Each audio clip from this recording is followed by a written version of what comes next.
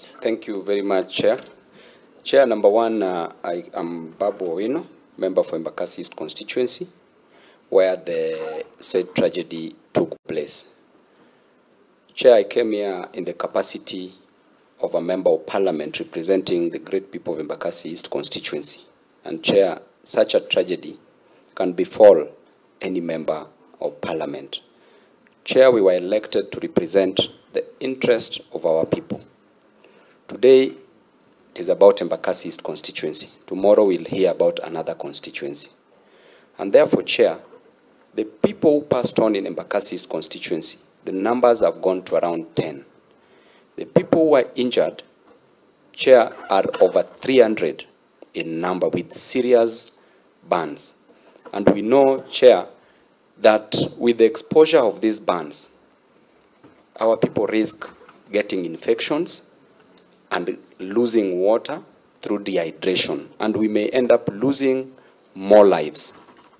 Chair, I came here to get answers from the Cabinet Secretary, irrespective of our political parties, because when we are here, we are representing the interest of Kenyans.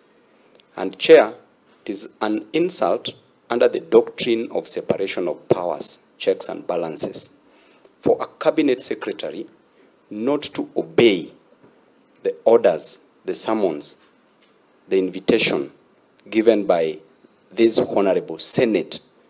And it is even a greater insult to you as the chair that if the Cabinet Secretary cannot listen to you as the chair, what about other members of parliament? What about other Kenyans? And therefore, Chair, the Cabinet Secretary for Energy, Mr. David Chirchir, has proven to be an unreliable witness who, on the witness stand, should be impeached.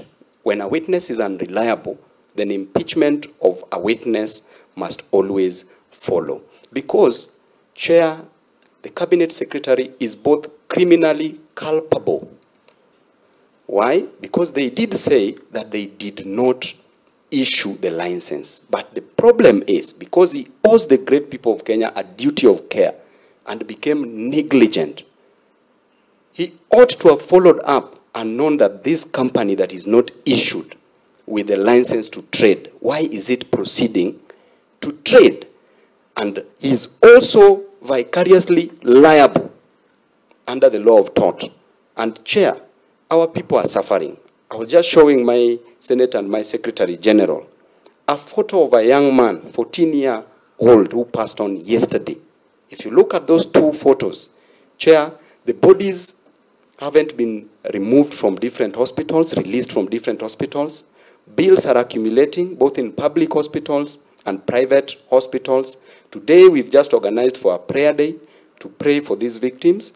And Chair, it is really a big shame if the Cabinet Secretary can leave this country, Kenya, in this state, going to another country, claiming that he wants to serve the interests of Kenyans, that is serving, while Kenyans are already dead and some are dying.